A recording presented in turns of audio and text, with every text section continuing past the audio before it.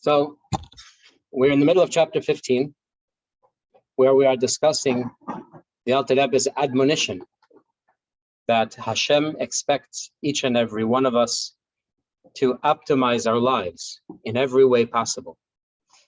And optimizing your life in every way possible means not just to daven and learn a whole day, and of course to do the best that you can do when it comes to davening and learning, but even also your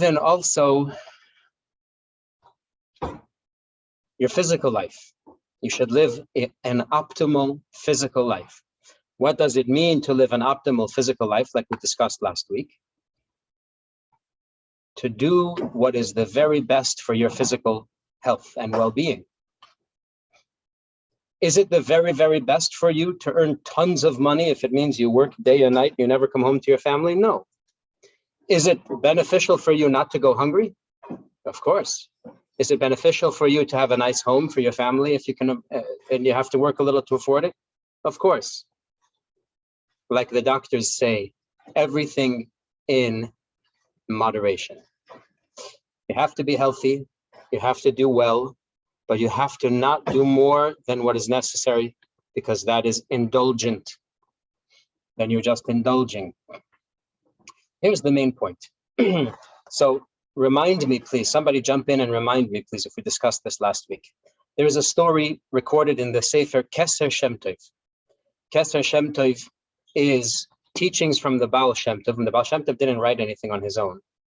Keser Shem Tov is a volume of a collection of teachings recorded by the holy students of the Baal Shem Tov about the Baal Shem Tov and from the Baal Shem Tov. Well, one of the teachings that you find in the Sefer Keser Shem Tov is a story about how the Mezritcher Magid, who became the successor of the Baal Shem Tov eventually, how the Mezritcher Magid found the Baal Shem Tov and how they became attached to each other. So the story goes like this. The Mezritcher Magid was a colleague of the very famous Pnei Yehoshua, a great scholar and leader of the Jewish people. The Mezritcher Magid had a disease in his leg that caused him terrible agony and caused him to limp. And he had heard of the Baal Shem Tov's success in healing people's pain and suffering. And he was considering going over to meet the Baal Shem Tov and see if the Baal Shem Tov couldn't help him to heal the agony in his leg and maybe take away his limp. Well, he discussed with the Pnei Yehoshua and they were not sure. They didn't know. Eventually, the Pnei Yehoshua had an opportunity to interact with the Baal Shem Tov. At one time, the Baal Shem Tov came to the city where the Pnei Yehoshua was the leader of the community. And he says, he was in his wagon and he rode up to the Beis HaMedrash, to the study hall where the Pnei Yehoshua was teaching a class. And he says to his wagon driver, to his associate, to his helper, who was there with him, he says, go in and tell the Pnei Yehoshua that I, the Baal Shem Tov, need to talk to him. So the associate goes inside. And the Pnei Yehoshua says, if the Baal Shem Tov wants to talk to me, that's fine. He should come inside. I'm in the middle of a shir. I can, So the Baal Shem Tov rides away. Comes back a while later and sends the same message. And Pnei Yehoshua says, I'm in the middle of a shir. I can't leave now in the middle of my shir. Eventually, the Baal Shem Tov sends a message saying, how can it be that in a city where you are the Mored Asra, where you are the master of the area, according to Torah, how can it be that people are eating meat that's not kosher? Hearing this, the Pnei Yehoshua came running.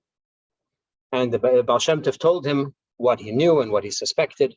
And the Pnei Yehoshua actually looked into it and found that indeed there was a problem. The sheikhit, who was trying to make a living, he was cheating. He wasn't doing the right thing.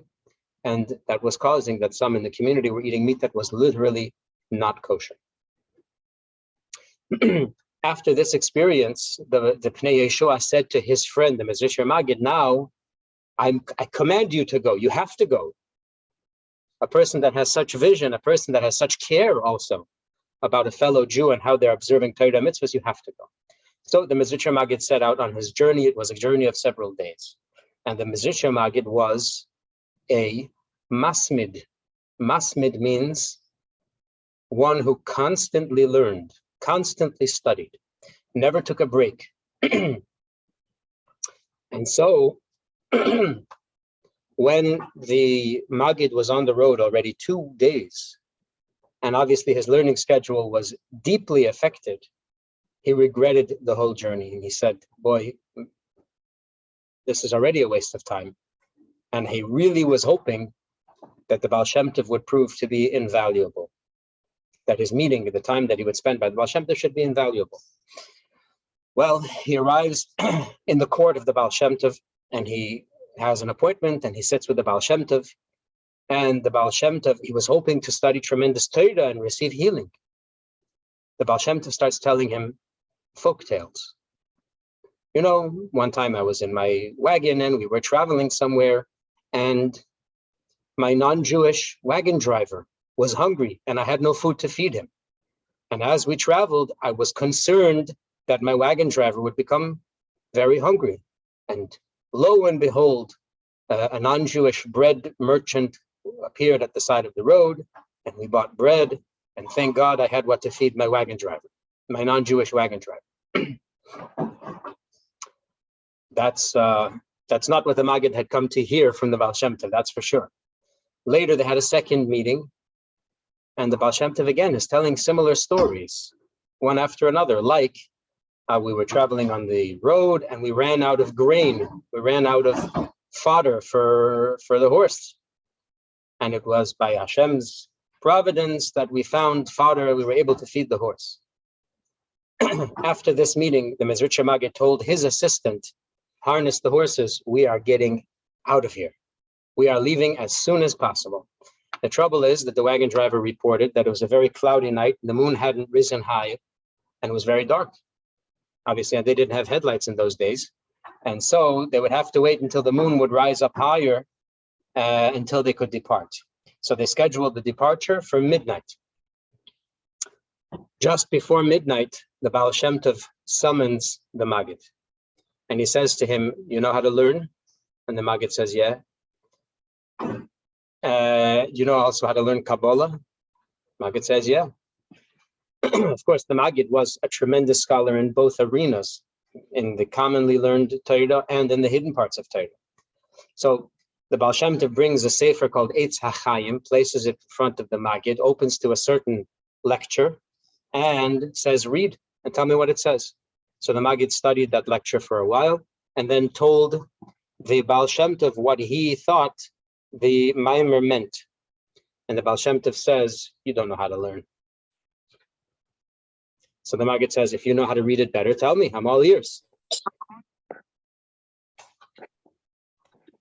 The Baal Shem Tov says, stand up on your feet. Stand up on your feet. And the Baal Shem Tov begins to read and translate. And in this Maimer, there were several times the names of various angels and heavenly beings. And as the Baal Shem Tov is reading, he is engulfed in fire. The Maggid sees with his own eyes. The Baal Shem Tov is engulfed in fire. Fire surrounds him. And every angel whose name he utters appears in the room in a manner that the Maggid can see it with his own eyes. You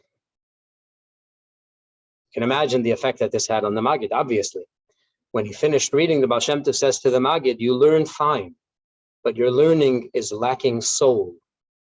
Your learning is missing the neshama.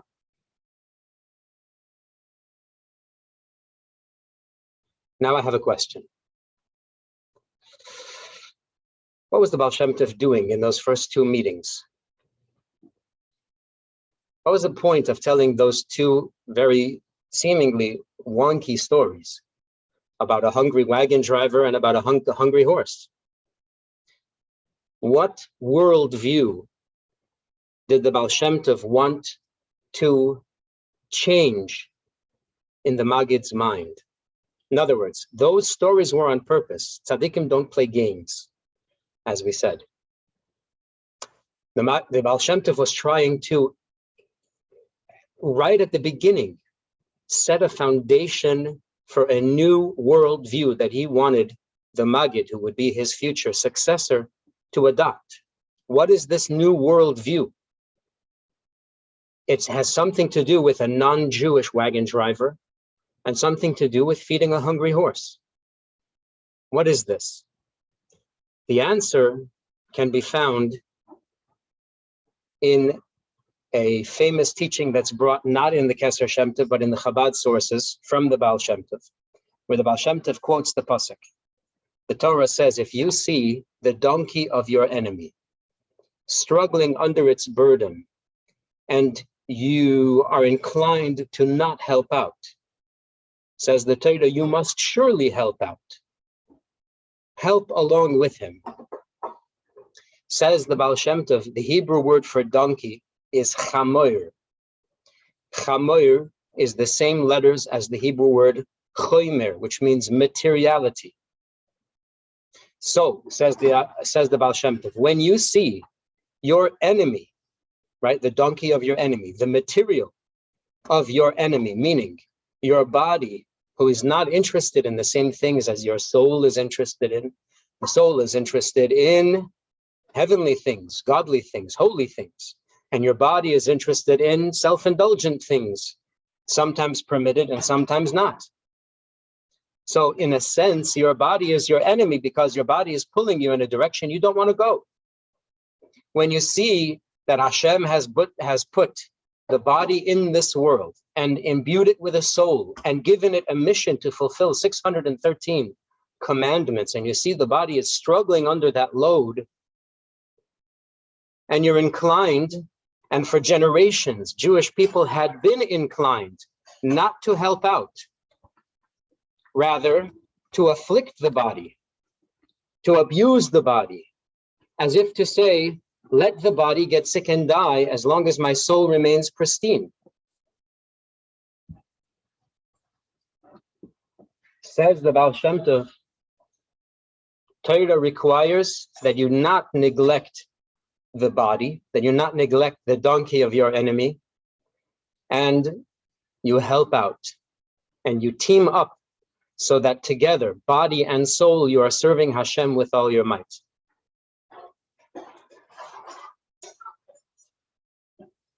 A person can find in themselves something that is analogous to a horse, something that is analogous to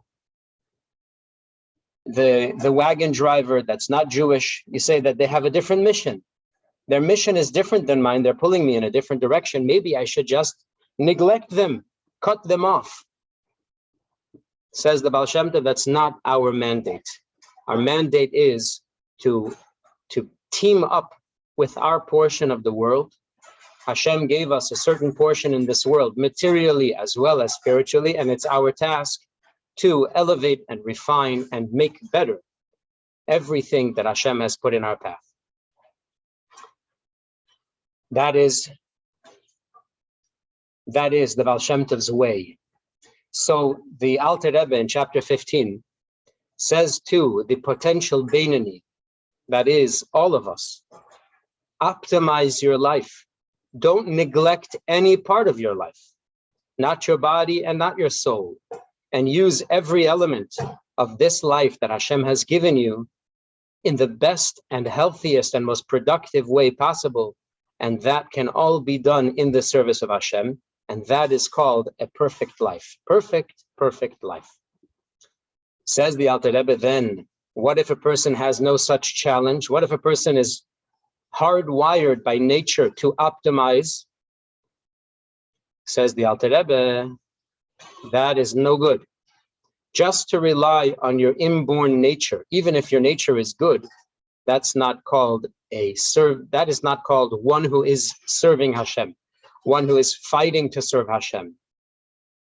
Rather, a person must always grow, a person must always do more, a person must always strive to do better even than their very best habits. Yes, that's where we ended when we finished last week's class. But with this we can understand Masha Amru b'Gemara, that which is taught in the Talmud, Chagiga, chapter, page 9, the Oivei Delikim, that one who serves Hashem, the one who can be called the servant, the one who is serving Hashem, Hainu Mishashena Pirkoi Meya Peamim V'Echad, 101 times. Think about this. In the good old days, they could not afford to print books. Not only could they not afford to print books, they were not allowed to publish and print the oral explanations of the Torah. The Torah, the 24 books, were the only things allowed to be written, recorded in writing, and the rest had to be memorized, passed from student to teacher so that it remained a living tradition, dynamic and meaningful.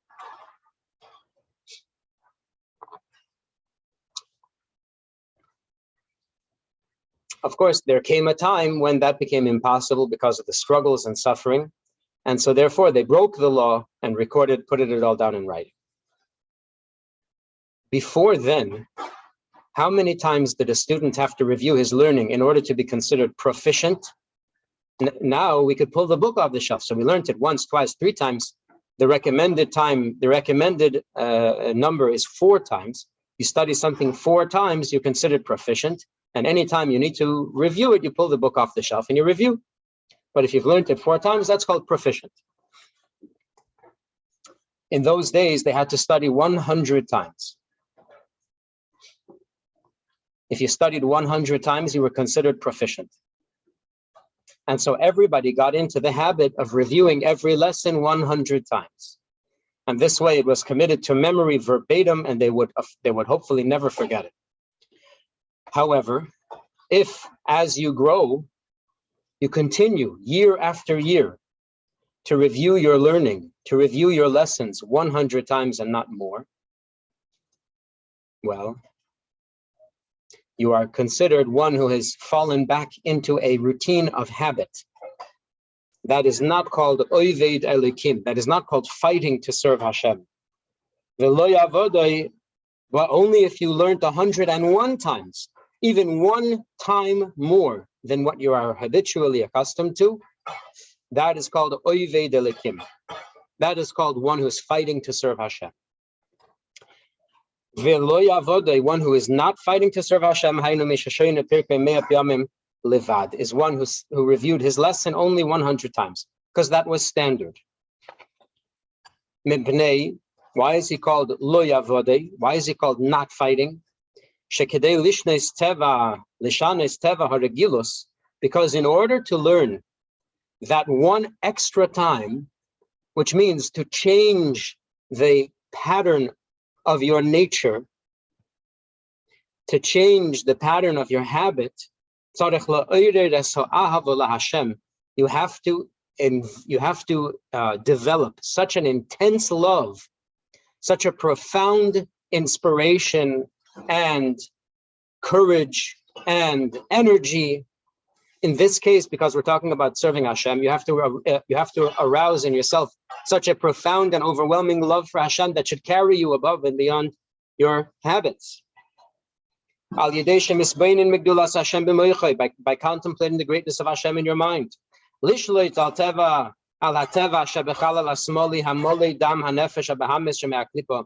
To overpower the habit. What is this? The inclination of your animal soul to fall back into a routine. Do we hear this? This is an incredible teaching. The inclination to fall into a routine, not to set up order and follow order and structure so that you can grow, but to fall back into a routine, that inclination comes from the animal soul that's in the left side of the heart. Because the divine soul wants to optimize and always more and always push harder and always move ahead and always take the extra step. Therefore, in order to overcome that, requires a tremendous love for Hashem, the kind that overwhelms the nature of the animal soul that's in the left side of the heart.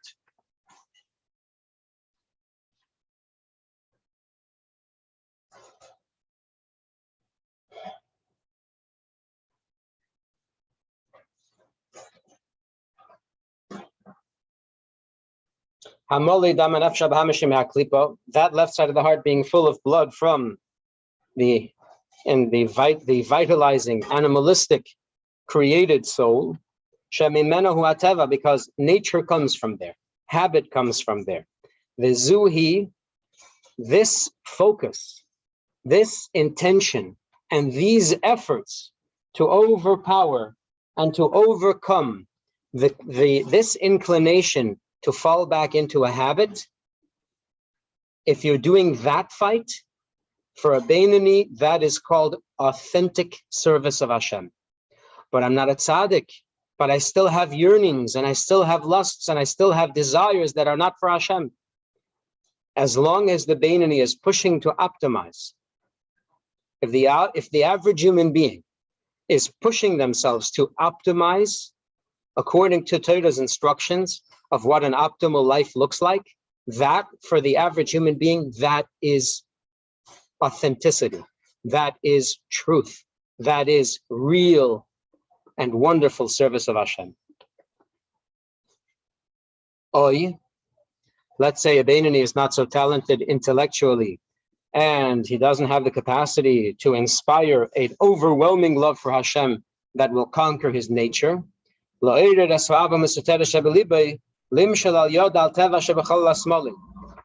maybe he has to rely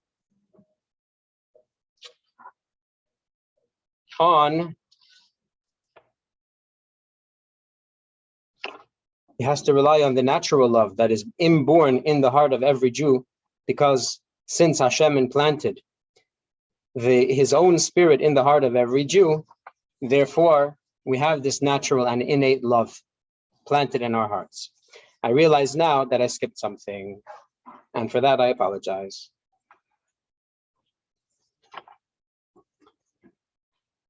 What did I skip? Well, I skipped the answer for the donkey on the screen. Back to approximately 10 lines from the bottom, on Daf Chafei, what was it?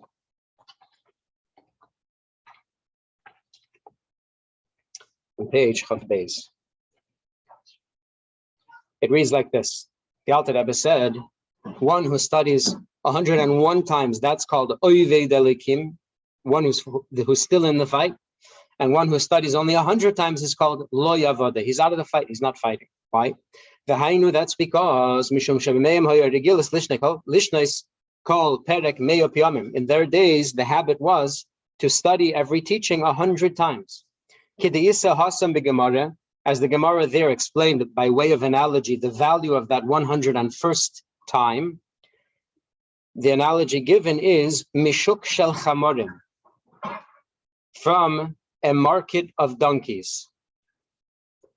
Sheniskarim le'eser parsi bezuza, whom you could rent a donkey to carry your pack for 10 miles, let's say, 10 miles for $1. But le'achad parsi betarti zuza. But if you wanted to go 11 miles, you had to pay twice the price. Why? If you say that 10 miles is $1, then 20 miles should be $2. Why is 11 miles $2?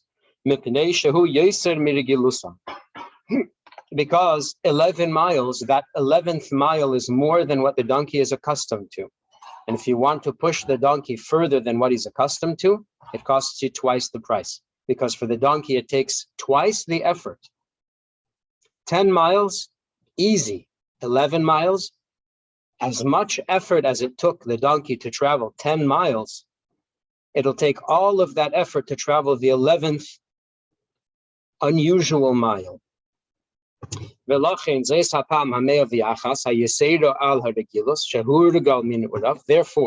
this 101st time, where he did more than his training that he was trained from his youth, that he became accustomed to reviewing that many times, shkula keneged kulan, has value equal to all of the other study that he was doing. That 101st time is worth 100 reviews in terms of how much effort it takes a person to bend and break their nature. It even rises in value above and beyond all of them, and allows the person to enter the category of Oived Elikim, one who is fighting to serve Hashem. Because in order to change the natural habits that you have worked into your nature, you have to arouse such a tremendous love for Hashem through contemplating the greatness of Hashem intellectually, so that you should be able to rule over the habits and nature and the inclinations that are in the left side of your heart that is full of blood from the animal soul that comes from Klippa, because that's where this inclination to fall back into habits comes from. And that, the Alter Rebbe says, is a true and honest and authentic mode of service of Hashem for the average human being, for the Beinoni. If a Beinoni is not so intellectually talented, then he has another option. Remember,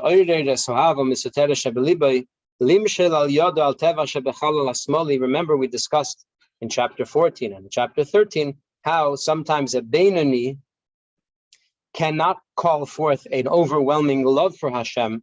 Rather, he can merely have a discussion with his Yetzer Hara. He can have a discussion with himself and explain, I am presently connected to God, and if I want to continue and increase that connection to God, I need to fight. And I need to overcome those suggestions that come from the left side of the heart. And we described there that that's also called fighting. To battle against your nature, the hayetzer and your inclinations, by bringing to your conscious mind the love that is innate and inborn in your Jewish heart. Whereas, if a person is not experiencing any battle, any struggle whatsoever, ein ahavazu mitzad atzma nikras avoidasai klal. This kind of work by itself, without struggle, even if your behavior is pristine and perfect, that's not called real service of Hashem. That is not called fighting to serve Hashem. That by itself is not going to be considered avoidasoi,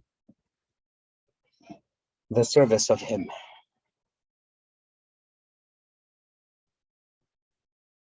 This is the end of chapter 15.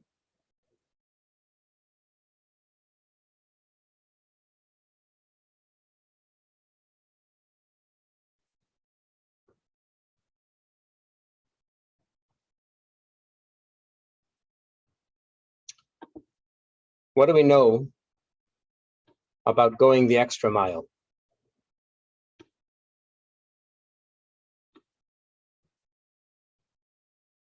How do we, first, two questions. Firstly, in our modern lingo, in the language of today, how we were taught, what does it mean to always go the extra mile? Well, let's review what we've heard from the Rebbe. There's a funny sounding Yiddish word that caught my attention when I was young, listening to the Rebbe's talks, before I was proficient enough in Yiddish to really follow. The funny word is bagnugen. Bagnugen. Bagnugen is built on the Yiddish word genug. Any Yiddish speakers in here? Genug means enough. No. Yeah. So the Rebbe says often, "Mitar zech nicht bagnugenen." You are not allowed to say it's enough. You're never allowed to accept the status quo. You studied 100 times. Study again. You earned $100. Earn 200. You earn 200. Earn 400. It's a rule in Chazal. The Gemara says it's a rule of human nature. One who has 100 will definitely want 200. And one who has 200 will definitely want 400. Why does Hashem give us this seemingly terrible nature, terrible inclination, always wanting more, never being satisfied? So you'll recall every character trait, every human trait is both a blessing and a curse. It depends how you will use it. So if a person applies this trait in the world of money, that's a curse. At a certain point, it becomes an obsession and it becomes a curse, because at a certain point you have enough money and you don't need more. If a person applies this trait to the realm of food and stuff, eventually that also becomes difficult. That also becomes a problem. Because eventually you will have enough money and you'll have enough food and you'll have enough stuff and you won't need more.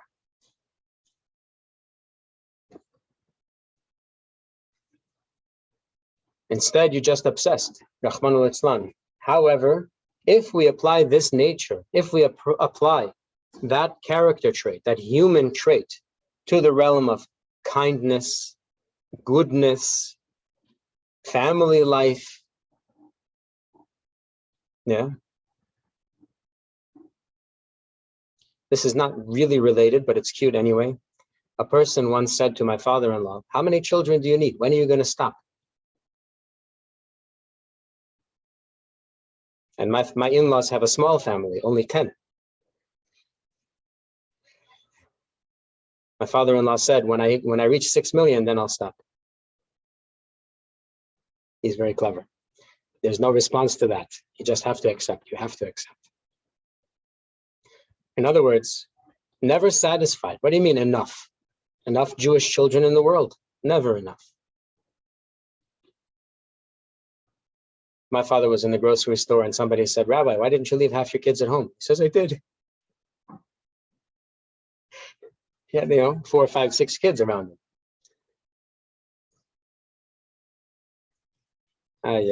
This is just a joke I heard from him.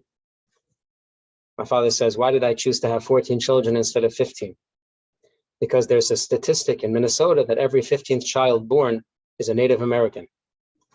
And I wouldn't know what to do with a Native American child." So I had to stop at 14.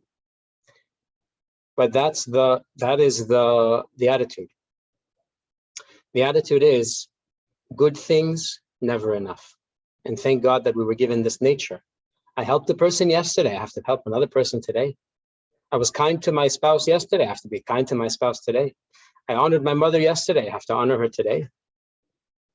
I read Torah yesterday. I have to read Torah again today. I attended a class yesterday. I have to attend today. I gave tzedakah yesterday. I have to give tzedakah again today.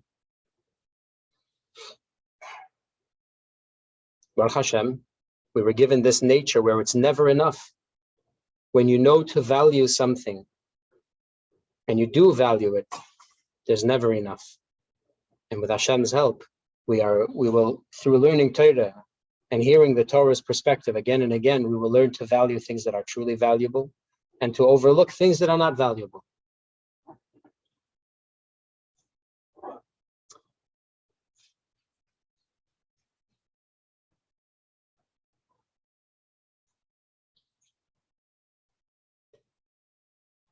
When my brother-in-law, Rabbi Vogel from Pittsburgh, shares the following, I believe I heard it from him, that there was one, and if I didn't hear it from him, I apologize. It's a good story. Either way, there was one time in the history of recorded Lubavitch that the Rebbe said to a chassid who did a Jewish project, "Good job." Because every other time that a chassid did a Jewish project, the Rebbe said, and then reported it to the Rebbe, "This is what we accomplished, this is how many people were involved," and so on and so forth. The Rebbe's consistent response was, "That's it. What are you going to do now? How are you going to top this next time?" There's a video online from GEM where a member of the federation of some big city in the United States says to the Rebbe, "We allocated $250,000 for Chabad projects, and that's the first time, and it's a great initiative, and we're very excited." And the Rebbe said, "And you expect me to be satisfied with $250,000? And the man said, "Rebbe, if you were satisfied, we'd be worried." And the Rebbe says, "Then you have no cause to worry."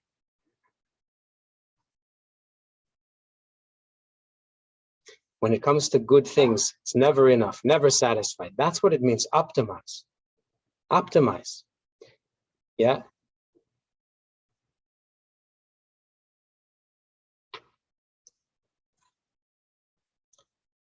Well, we have officially finished the chapter. Congratulations. I have no more prepared remarks, so I'm going to stop the recording and we'll just schmooze.